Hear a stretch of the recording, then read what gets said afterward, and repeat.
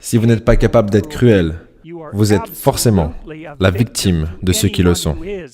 Dans cette vidéo, on bascule du côté obscur de la force. Âme sensible, s'abstenir.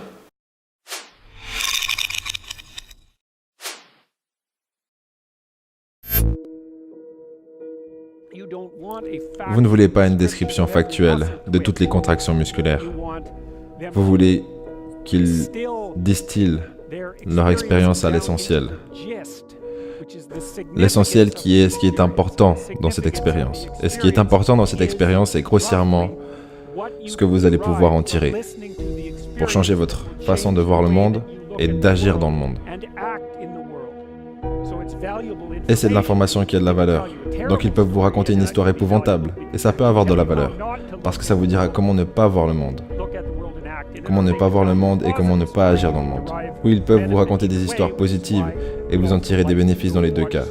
C'est pour ça qu'on aime aller voir des histoires sur des horribles psychopathes, vous savez.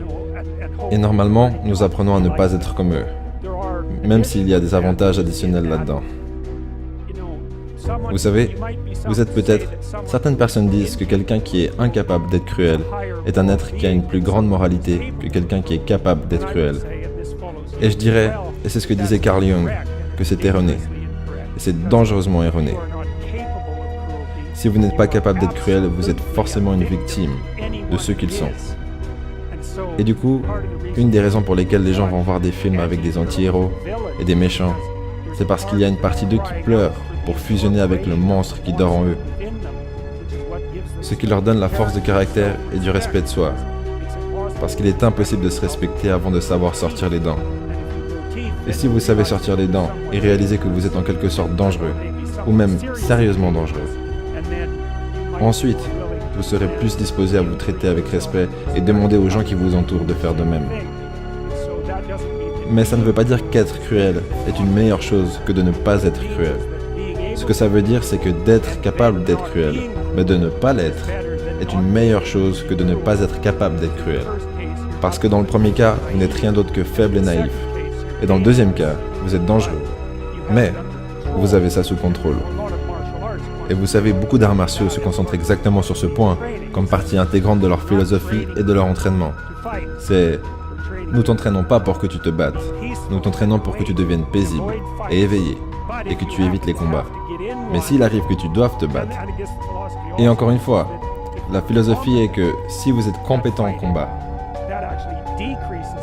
cela diminue les probabilités que vous aurez à vous battre. Parce que lorsque quelqu'un vous pousse, vous serez capable de répondre avec confiance. Et avec un peu de chance, et ce sera le cas avec les intimidateurs, avec un peu de chance, une démonstration de confiance, ce qui est similaire à une démonstration de dominance, sera suffisante pour le faire reculer. Les travaux de Carl Jung, ce qu'ils mettaient en avant, c'était la dualité de l'homme. Donc dans cette dualité, il y avait le personnage et l'ombre. Et pour comprendre qu'est-ce que l'ombre, il faut comprendre qu'est-ce que le personnage. Et imaginez-vous, vous arrivez dans une soirée, et vous êtes comme ça, sympa, avec un petit sourire, et vous vous présentez aux gens dans cette soirée. Et la personne que vous présentez, c'est le personnage. Et c'est une partie de ce que vous êtes, mais pas l'intégralité de ce que vous êtes. Et du coup, ce personnage a pour but d'être accepté par les gens qui vous entourent. Donc vous allez être sympa, avec un petit sourire comme ça. Et du coup, il y a des gens qui vont vous couper la parole, vous bousculer, vous dominer d'une façon indirecte ou directe devant les autres.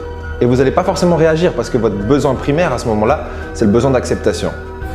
Par contre, après vous rentrez chez vous, vous allez vous coucher et là vous êtes dans votre lit, les yeux fermés et vous vous dites « Putain mais j'aurais dû lui mettre une droite ».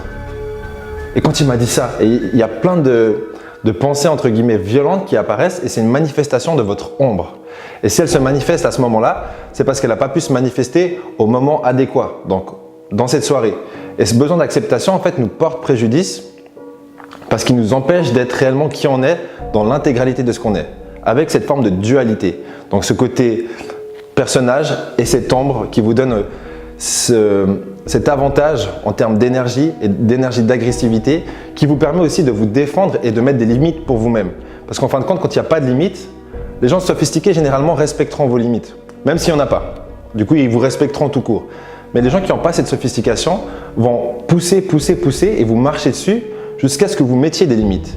Et sans ce côté que Jung appelle l'ombre, vous allez vous faire marcher dessus.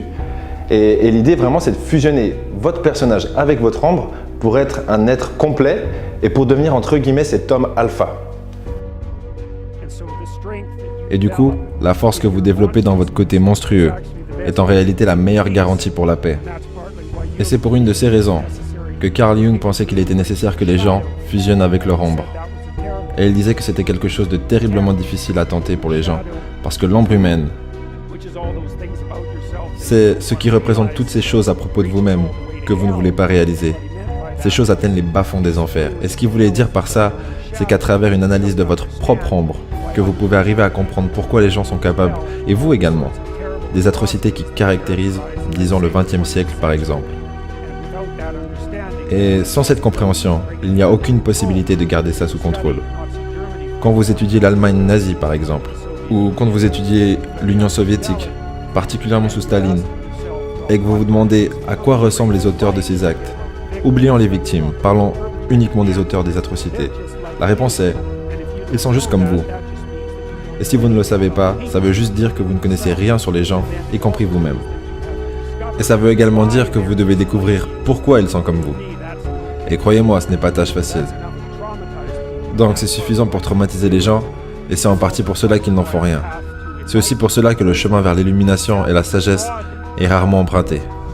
Parce que si c'était qu'une question de suivre votre bonheur et faire ce qui vous rend heureux, tout le monde serait un modèle de sagesse. Mais ce n'est absolument pas le cas. C'est une question de faire face aux choses auxquelles vous avez le moins envie de faire face.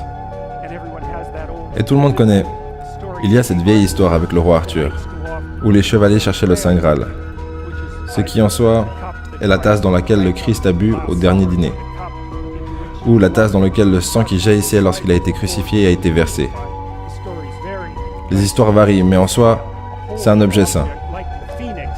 Comme le phénix, dans certains sens, qui est la représentation de la transformation. C'est un idéal. Et donc, les chevaliers du roi Arthur, qui sont assis à la table ronde, parce qu'ils sont tous égaux, vont chercher la chose qui a le plus de valeur.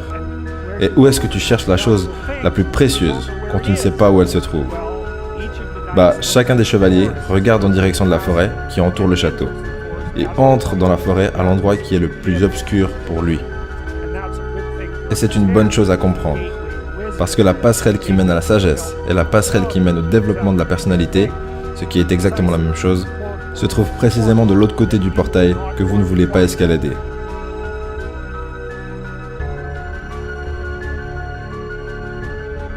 Comment est-ce qu'on développe son ombre? Ou plutôt, comment est-ce qu'on prend connaissance de cette deuxième partie de nous-mêmes qui est appelée l'ombre?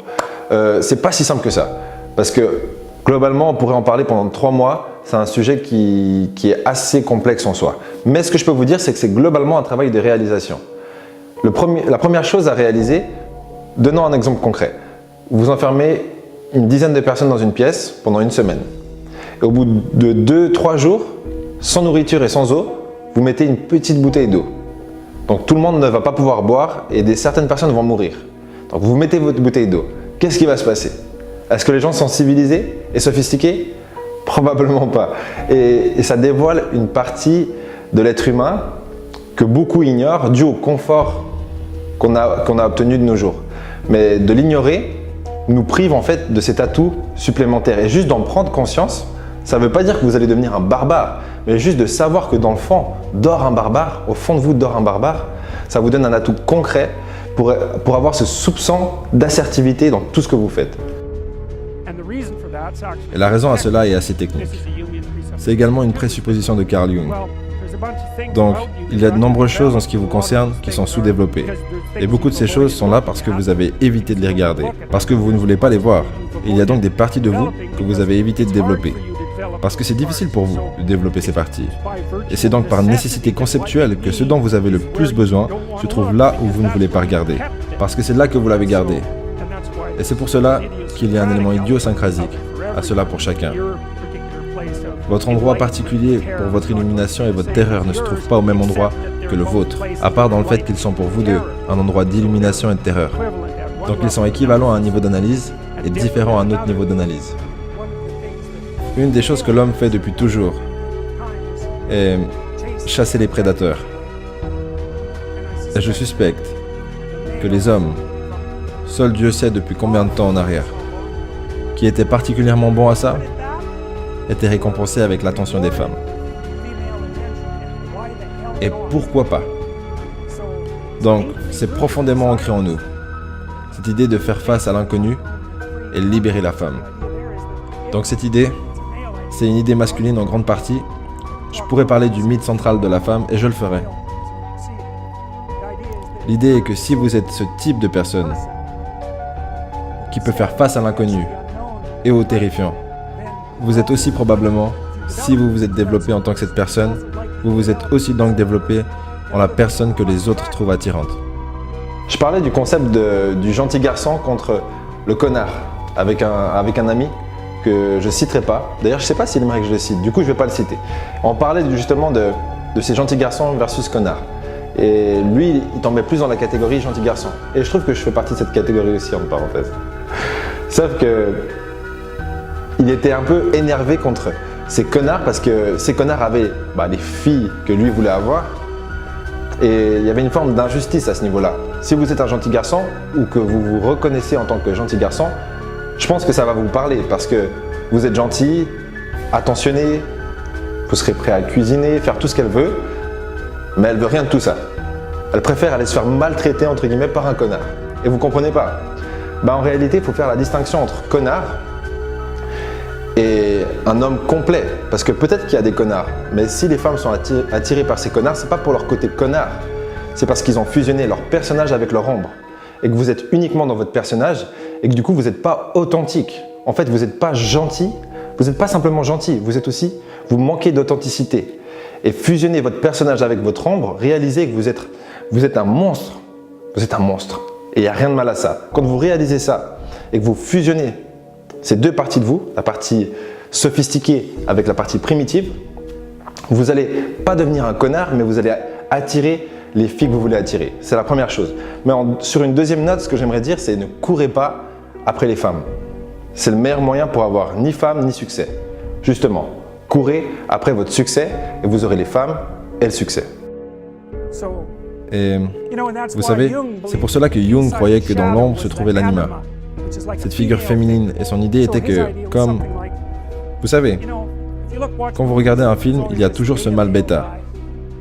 Si c'est un film romantique, il est le gentil garçon et il est l'ami. Et la femme lui dit tout, mais elle ne l'aime pas du tout. Elle aime le gars qui a cet avantage et qui est capable de destruction, au minimum d'agression. Maintenant, ça ne veut pas dire qu'elle veut qu'il soit agressif. Mais ce que ça veut dire, c'est qu'elle veut qu'il soit capable de l'être. Ce serait une bonne chose. Et il est donc la cible romantique, parce qu'il est la personne qui a fusionné avec son ombre. Et il est quelqu'un qui est en quelque sorte respectable, et qui pourrait être utile. C'est une vieille histoire en soi.